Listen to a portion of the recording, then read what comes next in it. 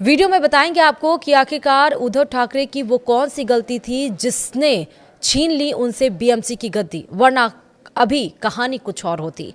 नमस्कार, आप देख रहे हैं न्यूज 18 का डिजिटल प्लेटफॉर्म। मैं हूं आपके साथ श्रुति श्रीवास्तव।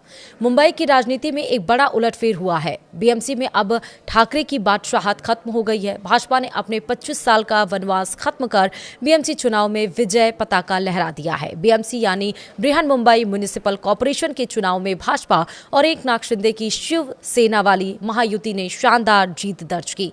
देवेंद्र फडणवीस की रणनीति के आगे उद्धव ठाकरे पानी भरते नजर आए। महायुति ने बीएमसी की कुल 227 सीटों में से 118 सीटें जीती। यह बीएमसी में बहुमत के 114 के आंकड़ों से ज्यादा है। बीजेपी ने अकेले 89 सीटें हासिल की हैं, जबकि शिंदे की शिवसेना को 29 सीटें मिली हैं। यह जीत बीजेपी के लिए बड़ी कामयाबी है, क्योंकि उन्होंने मुंबई की सबसे अमीर निकाय पर कब्जा कर लिया, जहां सालाना बजट हजारों करोड़ का होता है। मगर उद्धव ठाकरे का प्रदर्शन भी उतना बुरा नहीं जितना शुरू में लगा था। यह सच है कि इस चुनाव की कहानी उद्धव ठाकरे के लिए दुखद है। उद्धव ठाकरे की शिवसेना को बीएमसी में 65 सीटों से संतोष करना पड़ा। उद्धव की शिवसेना को 2017 में 84 सीटें मिली थी। उद्धव ठाकरे ने इस चुनाव में अपने भाई राज ठाकरे के साथ हाथ मिलाया था। हालांकि उद्धव ठाकरे को महाराष्ट्र नवनिर्माण सेना यानी कि एमएनएस के साथ गठबंधन का उतना फायदा नहीं मिला, क्योंकि मनसे ने महज 6 सीटें जीती और इसी तरह उद्धव ठाकरे और राज ठाकरे का गठबंधन महज 71 सीटों पर सिमट गया। हालांकि उद्धव ठाकरे चाहते तो यह कहानी कुछ और हो सकती थी। अगर वह विधानसभा वाली रणनीति ही अपनाते तो शायद नतीजे कुछ और हो सकते थे। अब सवाल है कि आखिर उद्धव ठाकरे से कौन सी ऐसी चूक हो गई जिसने बीएमसी की गद्दी छीन ली। अगर उद्धव ठाकरे वह चूक नहीं करते तो क्या उनकी बादशाहत कायम रहती। अगर मौजूदा रिजल्ट को देखेंगे तो यह लगेगा कि उद्धव ठाकरे ही नहीं, कांग्रेस से भी चूक हुई। जी हां, अगर उद्धव ठाकरे कांग्रेस के साथ गठबंधन करते तो नतीजे अलग हो सकते थे। कांग्रेस ने इस चुनाव में अकेले लड़ने का फैसला किया और 24 सीटें जीती। अगर उद्धव ठाकरे कांग्रेस को मनाने में कामयाब रहते तो एमवीए यानी महाविकास अघाड़ी को फिर से एकजुट करते तो शायद वोटों का बंटवारा कम होता और बीएमसी में सीटें ज्यादा मिल सकती थीं। तो आइए बीएमसी चुनाव 2026 के फाइनल रिजल्ट्स के डाटा से भी हम आपको समझाते हैं। दरअसल बीएमसी कुल वोटों की बात करें तो भाजपा को 11,79,273 वोट मिले, जो कि 45.22% है। वहीं उद्धव ठाकरे की शिवसेना यूबीटी को 7,17,736 वोट मिले, जो कि 27.52% है। और कांग्रेस को 2,42,646 वोट मिले, जो कि 4.44% मिले। अगर उद्धव ठाकरे और कांग्रेस साथ होते तो उनके वोट कुल 9,60,382 हो जाते, जो भाजपा के करीब पहुंचते। नतीजों से पता चलता है कि कई वार्डों में जहां महायुति जीती, वहां उद्धव ठाकरे और कांग्रेस के वोट अलग अलग पड़ने से फायदा महायुति को हुआ। अगर उद्धव ठाकरे अपने भाई राज ठाकरे के साथ भी कांग्रेस को मिला लेते तो भी स्थिति मौजूदा से बेहतर हो सकती थी।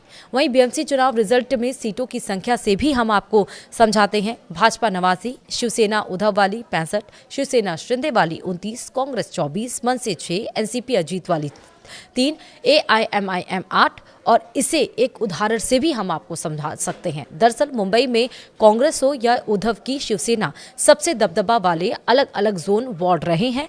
अंधेरी ईस्ट और गोरेगांव जैसे इलाकों में कांग्रेस का पारंपरिक वोट बैंक रहा। यहां पर उद्धव के उम्मीदवारों को हार मिली, क्योंकि वोट बैंक बढ़ गए।